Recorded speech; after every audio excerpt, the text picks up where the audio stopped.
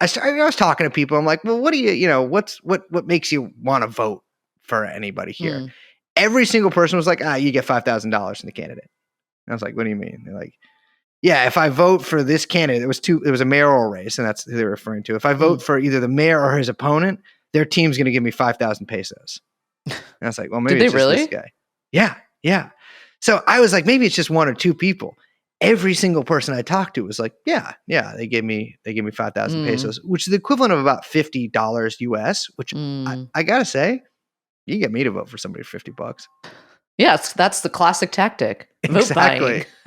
Yeah. And so that was something, I'd read quite a lot about that before going out there. And as a tourist, it was really illuminating to see how, some of the local political culture in which vote buying was really widespread and rampant. And actually, Liz, during this period, because I'm in a small town, I don't really know that many people except for my my man of the cloth I'm there with. I told people that I was a grad student in sociology from Occidental College in Los Angeles, California. You were just following in the footsteps of your predecessor, Obama. He was there for undergrad. Exactly. Yeah. I used to walk through there sometimes.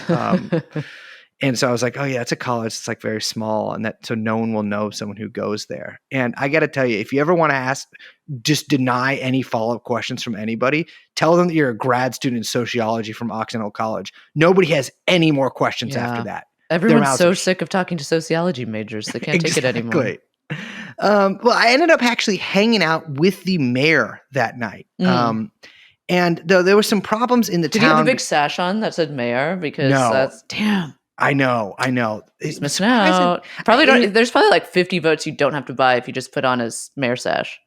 That's what a lot of people don't understand is sash culture, which has disappeared from apparently the Eastern world as well. I mean, that would totally change the political landscape. Yeah, absolutely. If every baby had to wear a sash that just said that they're a baby. Yeah, that's a good look. That's a really good look. Yeah. Well, so no, I actually go and hang out with the mayor, and the mayor was a little sketched out. There was a bunch of people, members of the military outside with their guns, because the mayor's security team had actually been ambushed by his opponent's security team the night before and got in a long gun shootout from their SUVs at each other. Okay.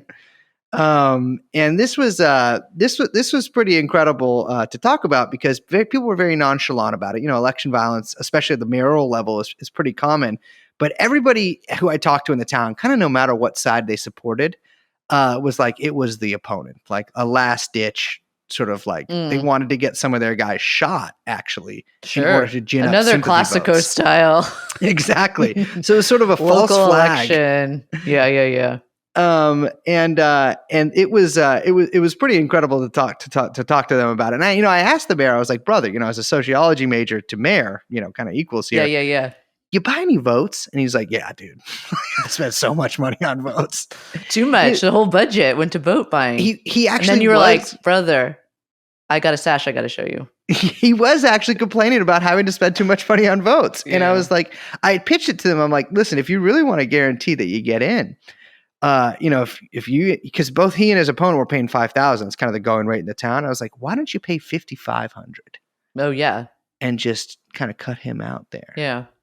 Start a little price war. Well, but that could also then, could start a little spiral. Exactly. Yeah. I know. And then who wins? The people. Mm-hmm. Well, that's what I said too. I actually asked several people throughout my time there. I'm like, well, what's to stop someone from getting money from everybody? And my only response that I got from people was, Filipinos are honorable. Well, okay, but to which I suggest, not being. Yeah. Here's my circumstance. Thing. Can you run for mayor? So of course I immediately started out. I calculated how much that would cost to run for mayor in a medium-sized town. Mm-hmm. Potentially with a loan, I could. I think it's illegal for foreigners to do it though. Okay. Could I get a puppet mayor? Yes. That's the next question we have there. And that is, of course, that is a conversation that will just be between me and the mayor and the puppet. Small town. Yeah. He eventually did win his election. And in fact, I had a really surreal conversation with a fast-talking Filipino-American woman in the town who was working for the opponent's campaign.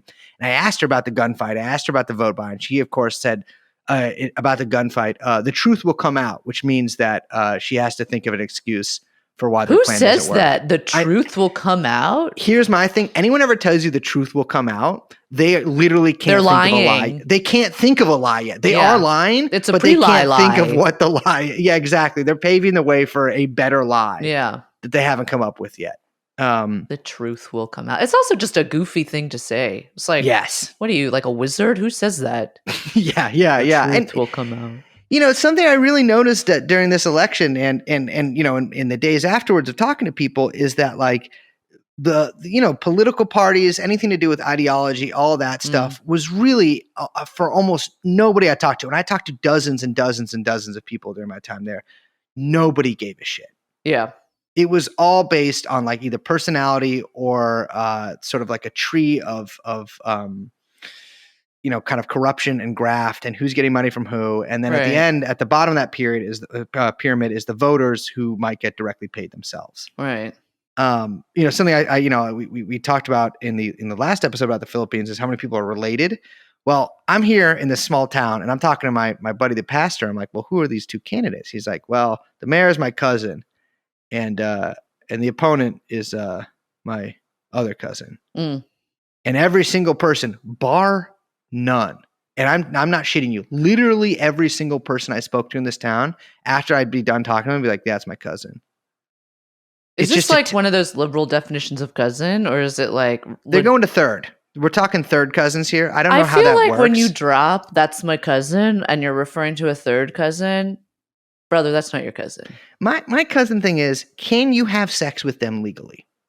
I don't like that as any kind of because if any you kind can, of marker for anything. That should they're not not your be cousin. your sort of, you know, test Yeah. case. Don't use that.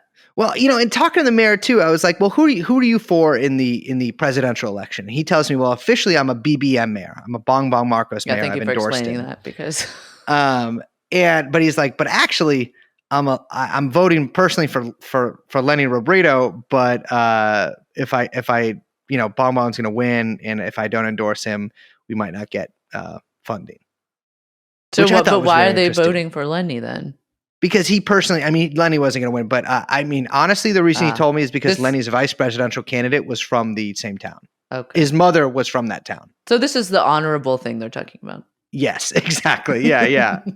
So that's kind of it for the gold stuff, you know, like that there was so much of this everywhere I talked to. In terms of vote buying and the amount of money that was just spent by some of these candidates, I heard astronomical amounts going out for like for a congressional campaign or for a senatorial campaign. And so many of these actually revolved around vote buying. There was a place in Manila where there was just a guy in a bathroom and you went up to him with your phone and you scanned a QR code and you got paid in their version of Venmo.